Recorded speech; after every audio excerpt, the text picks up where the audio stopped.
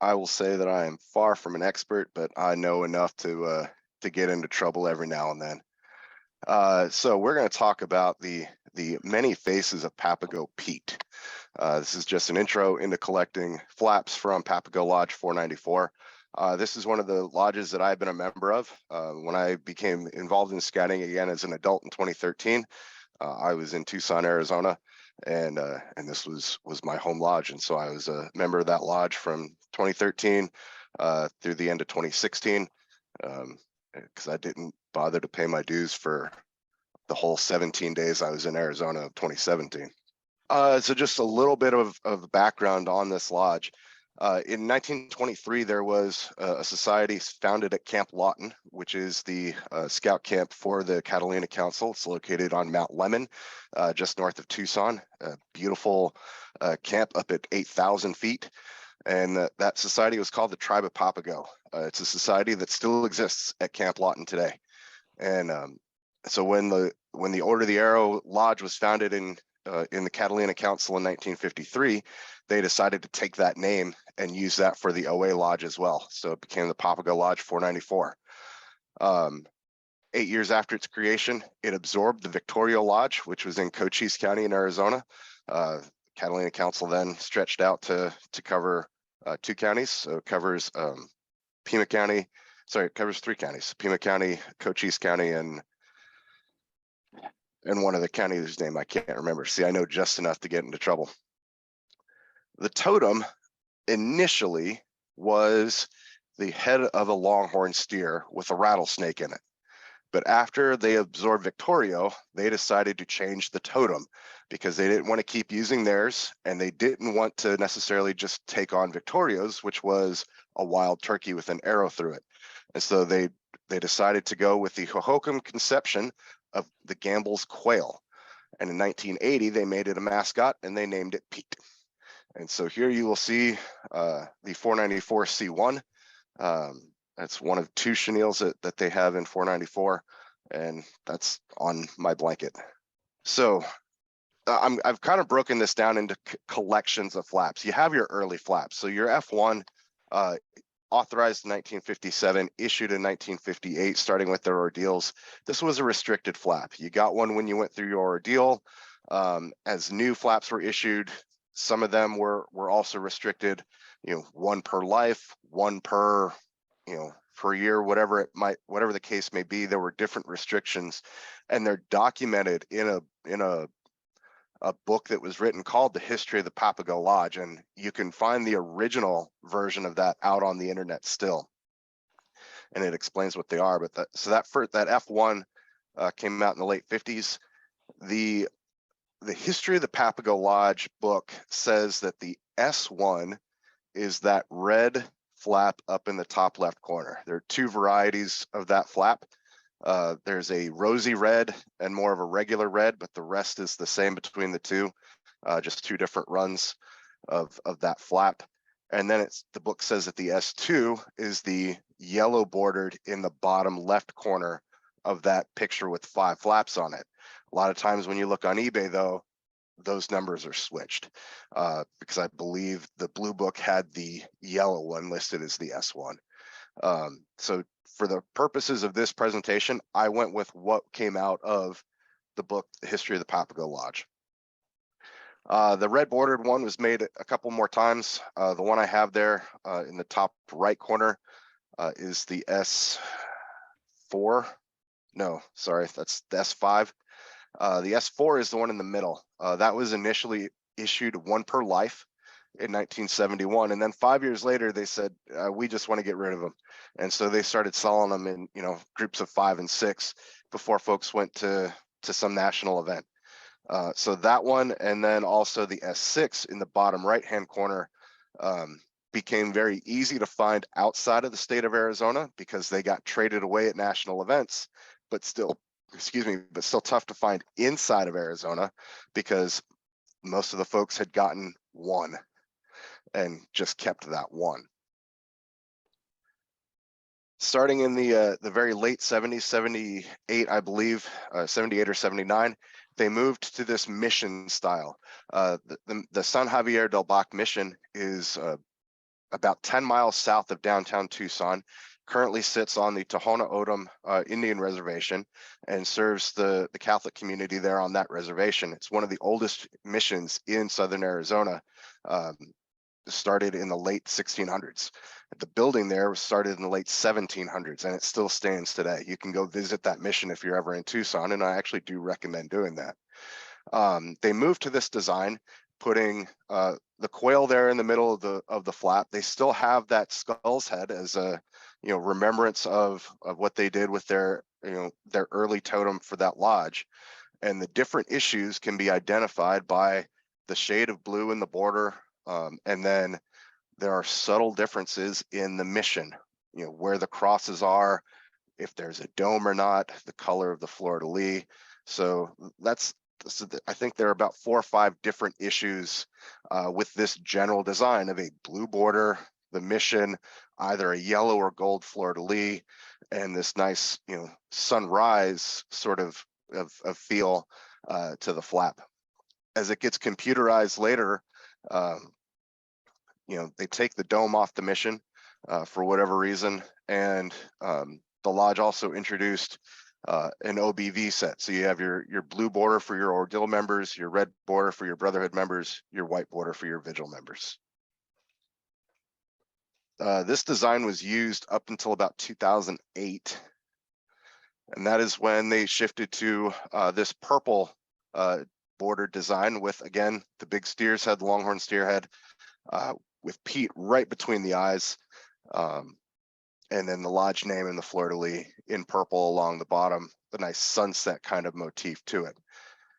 That was used until 2018, when to the far right, you now have the steer's head in a circle, you have Pete in a circle, and a scorpion between the two of them. And then the mission still there in the background. 2020, the one in the bottom came out, and I am uncertain if that was just a fun flap that they issued or if they really did redesign their standard flap between those 2 years. I'm uncertain. So I just tossed it here because it is a modern issue. I just don't know if it is a standard issue. But it's nice to see Pete being a cowboy on the back of the scorpion. Again, one of the many faces that you see of Pete throughout these issues. The lodge has had a handful of anniversary issues. The 30th anniversary there, one of the few that you see that they made after the introduction of the quail that doesn't have the quail on it. They just went straight with the skull and the rattlesnake. There's always a quirk when collecting lodges. Somebody got something a little wrong with when to make an anniversary flap and ended up, you caught it in time to save it a little bit, but not really stop things. So they made a 39.25 anniversary patch. You do have a lodge 40th anniversary flap down there. That's another F issue from the lodge. It has that original skull. It has the wild turkey from Victoria with their 177, and then Pete for 494 off on the left. The 50th anniversary of the lodge, again, doesn't have Pete on there. Does have the skull and the rattlesnake. That's their 50th anniversary. That's their first bullion flap. And then for their 60th anniversary, they went all out and they put Pete at different eras in history and then put those flaps around a gigantic back patch. I mean, that thing really is huge. Pete is he's dancing as at the discotheque. He's driving his hot rod down Speedway near Alvernon, right in the middle of Tucson. He's in a rock band. He takes steps on the moon. He's an Aztec, and he's on the bridge of the Titanic with a female quail. I don't know that she's ever been named. If she has, I would love for somebody to let me know what her name is. Well, one of the things that Papago is most known for is introducing the concept of 2 set pieces into collecting in the Order of the Arrow. So in 1987, they issued the Hohokam Alawat Sakima 2-piece set, and it helped to fund their lodge contingent to the 1988 NOAC. This was done as part of the lodge's 35th anniversary, so it's actually listed as a 35th anniversary piece by the lodge and not as an 88 NOAC issue. Excuse me. 2 years later, they found that it worked so well, they issued a Mateu. I don't have one, so it's not pictured here, but it would fall right in between numbers 1 and 2 here on this list, and to help fund their 1990 NOAC contingent. These worked so well, they finished the set. And so in 1994 and in 1996, those are the NOAC issues from Papago, having your new ticket and your Kitchenet issues for those 2 years. In 1998 and 2002, they did some Hohokam dancers. And so I have the 1998 here. I don't have a 2002. I'm still looking to pick one of those up as well. But those are really the start of two-piece sets in the OA. Handful of national Jamboree issues. That mission motif that they used throughout the 80s, the 90s, and early 2000s. It wasn't just their standard flap. They used those things for national Jamboree. So the 1997 Jamboree has this design with a brown border, and it says NJ 1997 in the top right. The one you see here is the 2001. We'll see the 2005 a little later, but it has a different quirk to it, which is why I put it somewhere else. In 2013, it's my understanding that Papago and the Catalina Council and the Grand Canyon Council went to the National Jamboree kind of together. So it's sort of as a statewide contingent. I do know that the patches that they both did for that Jamboree were very similar, and so that lodge flap fits into that whole motif, kind of a sunset motif, as does the Wiki flap from that year. And then if you ever want to freak out a little girl, and I do mean little, 4 or 5 year old who has grown up with this idea of Pete being a lovable character, if you ever want to freak her out, bring home Pete's skeleton on a patch. Because that's the reaction that my daughter initially had to that 2017 flap. I served on the Jamboree staff and found out that I'd be doing that while I still lived in Arizona. Picked up a couple of those flaps to put on my uniform, and my daughter shrieked when she saw what had happened to Pete. She eventually got over it, though. A handful of the fun NOAC issues. This lodge is not one that's shied away from F issues. They do have I think about 16 different F issues. The 1990 NOAC is one of them. They had an F issue there with their skull. They're in the rattlesnake with Pete right between the eyes. They also did a couple embroidered flaps that year as well. You see one there with the OA 75th anniversary emblem on it. In the bottom left, you have your 2000 NOAC, where they ghosted the 2 old totems from Papago and Victorio, and then have Pete there in black in the middle. 2004, they did a 3 flap set with this nice parrot, very colorful parrot, and a flap each for Brotherhood, Cheerful, and Service. If you have those flaps in your hand and look very carefully, Pete is ghosted in the foliage. Pete's still in that flap. They took that Service flap and made some in 3 different colored borders. The one you see here is the copper mylar. There's also a gold mylar and a silver mylar. I don't know what the significance of those 2 other or of those 3 alternate borders happens to be. I just know that they only did it with the Service flap. They didn't make them with the Cheerful or the Brotherhood flaps, which leads me to believe that at least one of those probably became a Lodge Chief's gift, which is something that we'll talk about here a little bit later. We're going to go through a few more NOAC issues. 2002 looked again at San Javier del Bac at the mission, in addition to there being a dancer 2-piece set. The 2012 NOAC, that year happened to be the centennial of Arizona receiving statehood.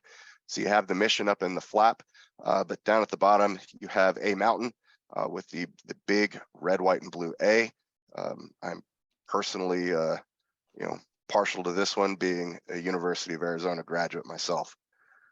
And then in 2018, again, Papago and Wiki went together to NOAC, so they did have a joint issued flap.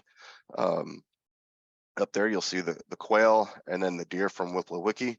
But then Papago also had their own flap for NOAC that year with the skull and Pete in the circles and the skeleton and the scorpion in the middle.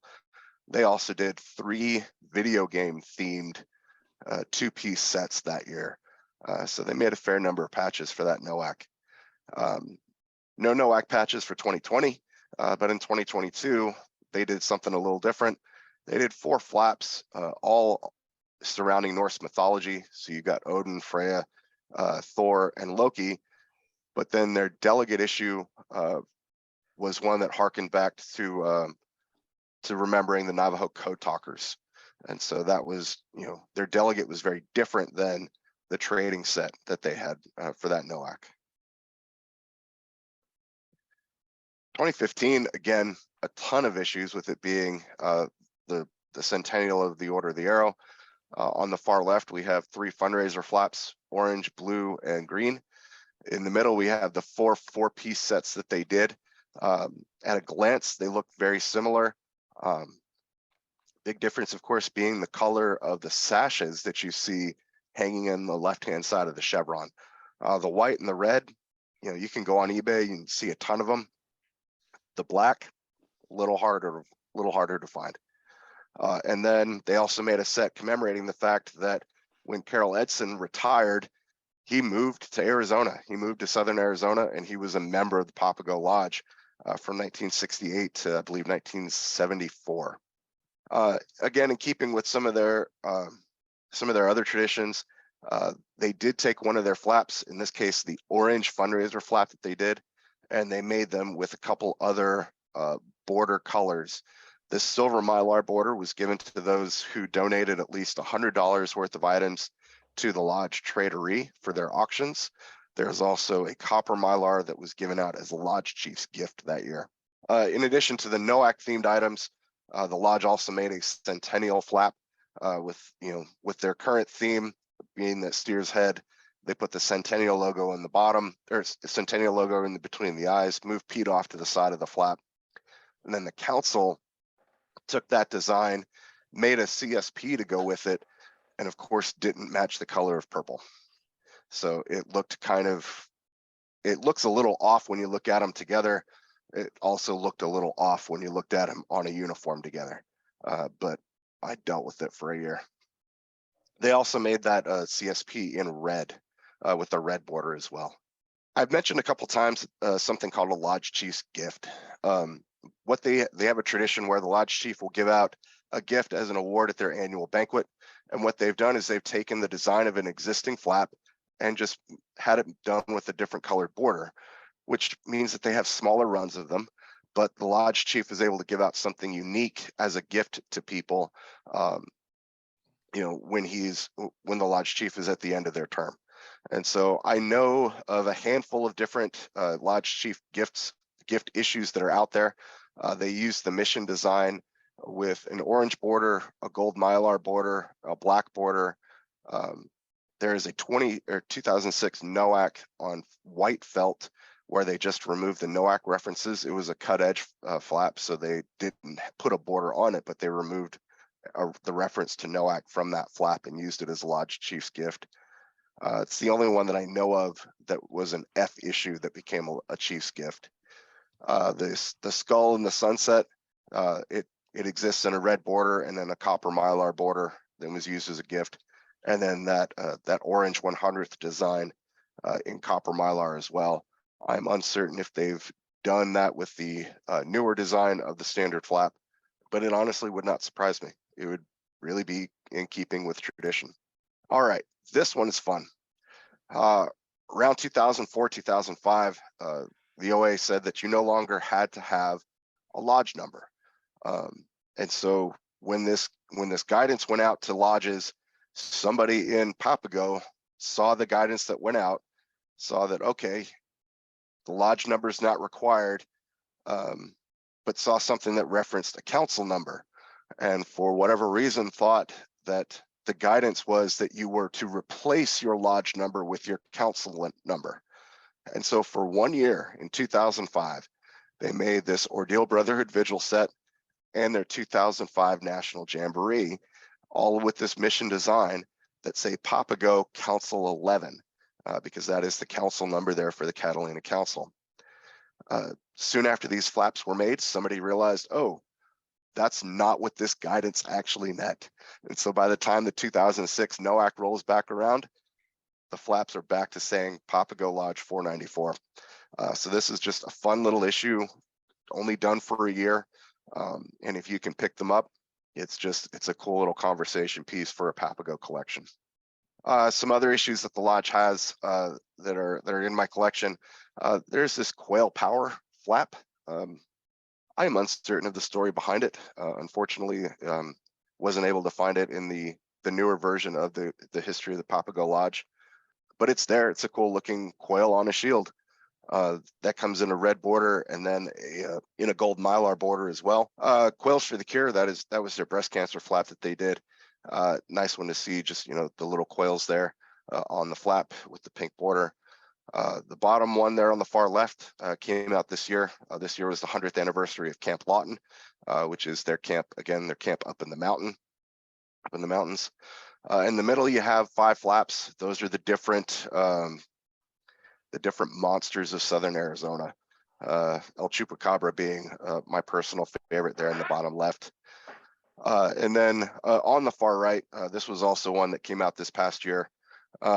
Jerry Schneider was a lodge advisor in Papago Lodge. In fact, he was the lodge advisor when I was there. And I got to know Jerry a little bit.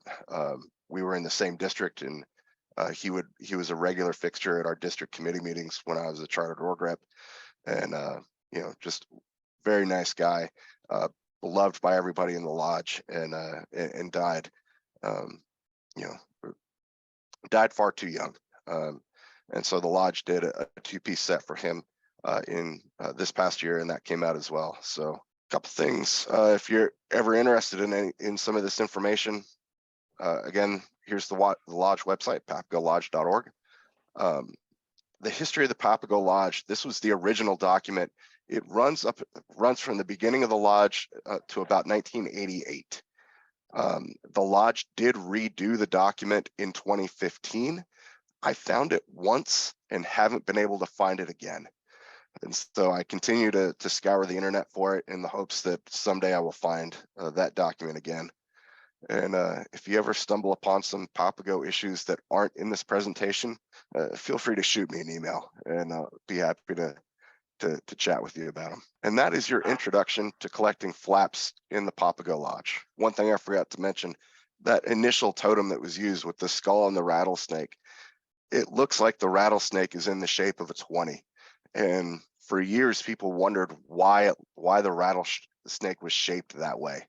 And they went back to the guy who initially designed the flap and asked him. And at that point, he couldn't remember exactly why he had designed it that way.